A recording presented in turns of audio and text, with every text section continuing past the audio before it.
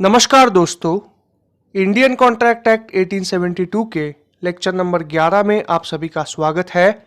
आज के लेक्चर में हम लोग वॉइड एग्रीमेंट के कॉन्सेप्ट का अगला हिस्सा कवर करेंगे। इंडियन कॉन्ट्रैक्ट एक्ट 1872 के सेक्शन 23 से लेकर सेक्शन 30 तक आपको वॉइड एग्रीमेंट का कॉन्सेप्ट मिलेगा। इसके अलावा सेक्शन 34, सेक्शन 36, सेक्शन 56 ऐसी अलग अलग जगहों पर आपको वॉइड एग्रीमेंट्स के रेफरेंसेस मिलेंगे। वॉइड एग्रीमेंट्स का मतलब ऐसे एग्रीमेंट्स जिनके ब्रीच पर आप कोर्ट में जाकर उस पर्टिकुलर एग्रीमेंट को स्पेसिफिकली या फिर लीगली एनफोर्स नहीं करवा सकते। आसान शब्दों में ऐसे एग्रीमेंट्स जो कि लीगली एनफोर्सिएबल नहीं है उन्हें वॉइड एग्रीमेंट्स कहा जाता है। इतना इंट्रोडक्शन आप सभी के लिए इनफ है। अभी हम लोग देखते हैं कि वॉइड एग्रीमेंट्स कितने प्रकार के हैं। लास्ट लेक्चर में हमने 3 प्रकार के एग्रीमेंट्स को देखा था। अभी हम लोग आगे के एग्रीमेंट्स को डिटेल में डिस्कस करेंगे। यहां पर वॉइड एग्रीमेंट्स का इंट्रोडक्शन मैंने लास्ट लेक्चर में एक्सप्लेन किया था। आप चाहिए तो इस स्लाइड का स्क्रीनशॉट ले लेना। ये वॉइड एग्रीमेंट्स के प्रकार है। इसमें से पहले 3 हम लोग ने कवर किए थे। अभी हम लोग 4, 5 और 6 डिस्कस करेंगे। Agreement where there is no consideration. Consideration को आसान शब्दों में कहा जाता है कॉन्ट्रैक्ट का सब्जेक्ट मैटर। इमेजिन करिए आपको एक कार खरीदनी है, तो आप एक पार्टी हो गए, कार डीलर दूसरी पार्टी हो गई। आपने कार डीलर को जो पैसे दिए वो आपकी तरफ से कंसिडरेशन हो गया और कार डीलर इन रिटर्न आपको जो गाड़ी सप्लाई करेगा वो उसकी तरफ से कंसिडरेशन हो गया। दोनों ही लीगली वैलिड कंसिडरेशन माने जाते हैं।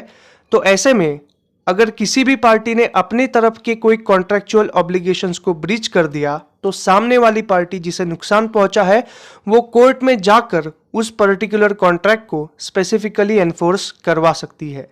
तो ये वैलिड एग्रीमेंट हो गया या फिर वैलिड कॉन्ट्रैक्ट हो गया। लेकिन अगर कार की जगह पर कोई गैर कानूनी वस्तु होती, फॉर एग्जाम्पल गन होती, फॉर एग्जाम्पल बॉम्ब्स होते, फॉर एग्जाम्पल कोई इंटॉक्सिकेटेड करने वाली चीज होगी, यानी ड्रग्स हो गए, लिकर हो गई, गुटखा हो गया, तो ये गैर कानूनी एग्रीमेंट माने जाते हैं। बेशक ये एग्रीमेंट तो है लेकिन ये लीगली एनफोर्सिएबल ना होने की वजह से वॉइड एग्रीमेंट माना जाएगा। अभी हम लोग देखते हैं आपको एग्जाम में क्या लिखना है। Agreement where there is no consideration. Consideration is an essential element of the contract. Consideration basically means the subject matter of the contract. जैसा मैंने आपको एक्सप्लेन किया, in order for a contract to be valid legal contract, each of the party in the contract should offer a lawful consideration. आपने पैसे offer किए, car dealer ने car offer की। If there is no consideration, there is no contract.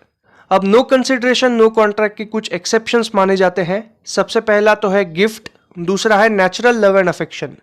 ये पहले 2 जो causes है वो इंटर रिलेटेड माने जाते हैं। जनरली माँ बाप अपने बच्चों को जो चीजें देते हैं, खुशी से देते हैं, उसे गिफ्ट कहा जाता है और वो अपने नेचुरल लव एंड अफेक्शन की वजह से आपको देते हैं। माँ बाप या फिर दूसरा भी कोई इंसान होगा, वो जब गिफ्ट देता है तो बदले में कुछ चाहता नहीं है, उसका नेचुरल लव एंड अफेक्शन ही उनका कंसिडरेशन होता है। मतलब अगर माँ बाप ने अपने बच्चों को कोई गिफ्ट दिया तो बच्चे हमारे साथ प्यार से पेश आए, हमें प्यार करे, यही उनका कंसिडरेशन होता है। इसीलिए गिफ्ट और नेचुरल लव एंड अफेक्शन ये नो कंसिडरेशन नो कॉन्ट्रैक्ट का एक एक्सेप्शन माना जाता है। इसके बाद में चैरिटेबल कॉजेस। अगर आप किसी चैरिटेबल कॉज के लिए, मतलब कोई ऑर्गन डोनेशन के लिए काम कर रहा है, कोई एनवायरनमेंट को बचाने के लिए काम कर रहा है, उन्हें अगर आप कोई डोनेशन देते हो, उन्हें एनकरेज करने के लिए, उन्हें सपोर्ट करने के लिए, तो वो एक चैरिटेबल कॉज माना जाता है। आप बदले में कुछ एक्सपेक्ट नहीं कर रहे, आप सिर्फ इतना एक्सपेक्ट कर रहे हो कि जो लोग वो काम कर रहे हैं वो बस करते रहे। I am just encouraging him. इसके बाद में promise to pay a time बार डेप्ट। ये थोड़ा लीगल कॉन्सेप्ट हो गया। आप सभी को लिमिटेशन एक्ट के बारे में पता होगा। आप सिविल प्रोसीजर कोड का पेपर जब लिखोगे तो उसमें लिमिटेशन एक्ट ये भी आपको एक सब्जेक्ट माना जाएगा। लिमिटेशन एक्ट का मतलब क्या है? जब भी कोई चीज होती है, जब भी कोई ब्रीच ऑफ कॉन्ट्रैक्ट या फिर कोई लीगल कॉज आता है तो उसे कोर्ट के सामने रखने का एक टाइम पीरियड होता है जिसे कोर्ट लिमिटेशन पीरियड कहता है। और इस लिमिटेशन पीरियड के अंदर ही किसी प्रूडेंट इंसान को, यानी कोई नॉर्मल इंसान को, अपना जो केस है वो कोर्ट के सामने फाइल करना होता है। Usually on an average limitation period 3 साल का माना जाता है। इमेजिन करिए आपका कोई कर्जा है जो आप लेना चाहते हो, लेकिन for some reasons, for some inevitable reasons आप 3 साल तक कोर्ट में केस फाइल नहीं कर पाते, तो टेक्निकली तो आपका केस अभी टाइम बार्ड हो चुका है, मतलब आपका लिमिटेशन पीरियड खत्म हो चुका है। अब आप कोई जेन्युइन कॉज अगर कोर्ट के सामने नहीं दिखा पाते तो आप अपना केस कोर्ट के सामने फाइल नहीं कर सकते, लेकिन वो डेट अभी भी पेंडिंग है। तो सामने वाले को, मतलब जिसने आपसे कर्जा लिया है, अगर उसे अगर उसको कुछ हो जाता है, मतलब भगवान उसको सद्बुद्धि दे देता है और वो आपको रिटर्न करने को आता है, तो ये भी agreement where there is no consideration, क्योंकि टेक्निकली आपका जो कंसिडरेशन है वो लॉफुल पॉइंट से एक्सपायर हो चुका है, लेकिन फिर भी आपका डेट अभी भी इन रियलिटी पेंडिंग है। इसीलिए promise to pay a time bar debt is an agreement where there is no consideration because your consideration has been expired. अभी हम लोग आगे बढ़ते हैं। Agreement in restraint of marriage. Every agreement in restraint of marriage of any person other than a minor is void. अभी minor जो है वो 18 साल से कम उम्र का लड़का है, और हमारा जो लीगल मैरिज एज है वो लड़कों के लिए 21 साल है और लड़कियों के लिए 18 साल हुआ करता था, अब जाके वो 21 साल होने वाला है। लीगल पॉइंट ऑफ व्यू से अगर देखें तो 21 साल से कम उम्र के लड़कों का अगर विवाह हो जाता है या फिर लड़कियों का विवाह हो जाता है तो उसे चाइल्ड मैरिज कहा जाएगा, which is an illegal thing. लेकिन अदर देन दैट, दो सज्ञान लोगों को, मतलब दो मेजर उम्र के लोगों को प्यार करने से रोकना या फिर शादी करने से रोकना, ये अगेंस्ट पब्लिक पॉलिसी है। ऐसा आपने बॉलीवुड फिल्मों में देखा होगा, प्रेम चोपड़ा मिथुन चक्रवर्ती को कहता है कि ये 1 करोड़ रुपया ले लो और मेरी बेटी की जिंदगी से दूर हो जाओ।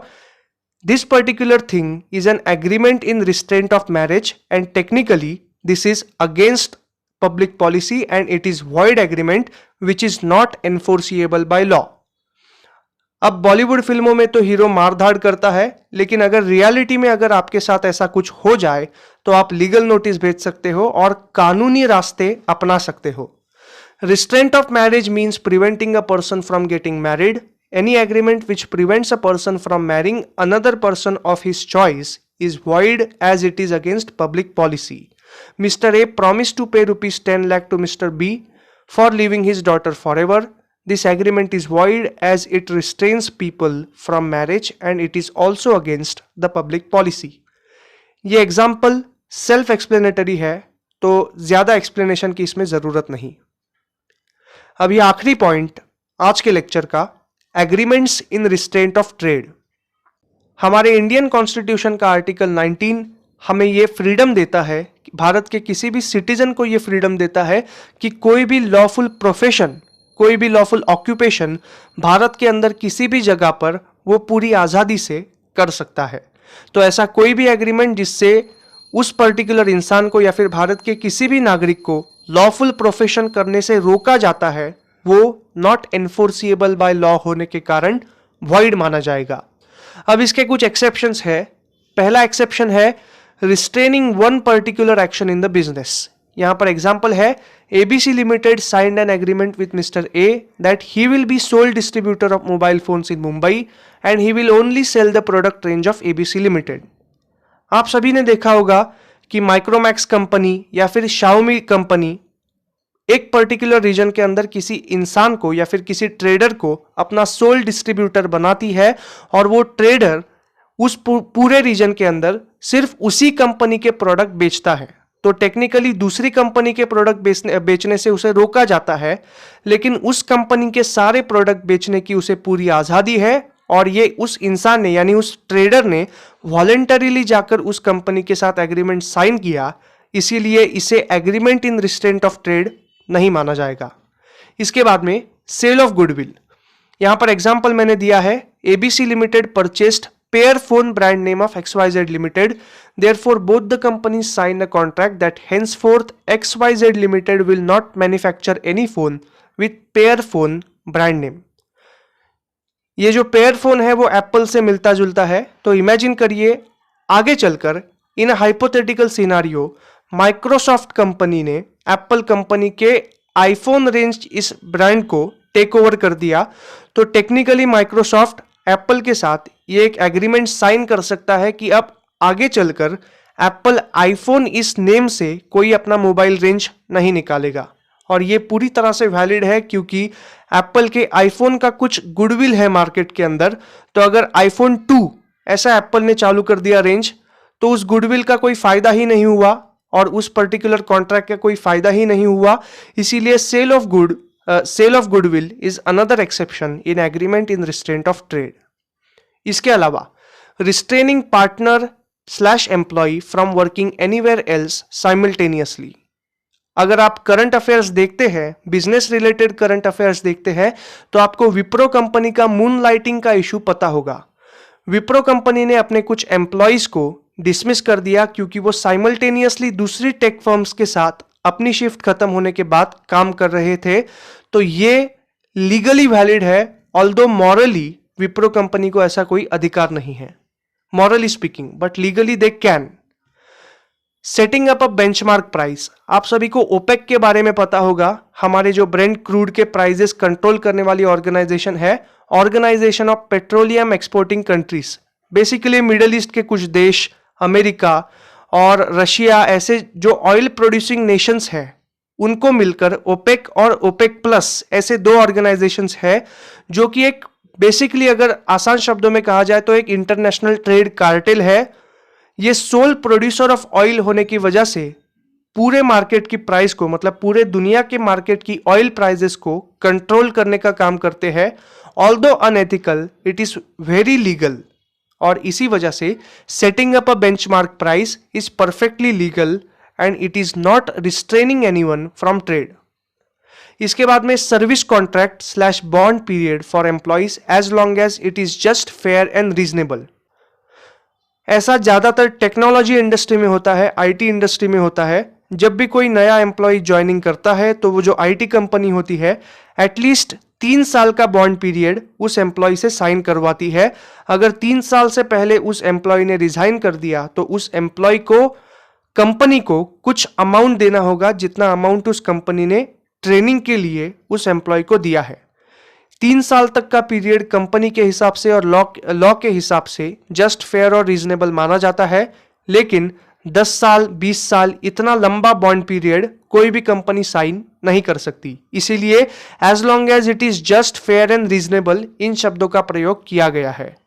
तो ये किसी भी एम्प्लॉय को रिस्ट्रेन करने का एग्रीमेंट नहीं माना जाएगा। आशा करता हूं आपको इतने पॉइंट्स समझ में आए होंगे। बचे हुए पॉइंट्स को हम लोग आगे के लेक्चर में एक्सप्लेन करेंगे। Thank you so much. Please like, share and subscribe to my channel.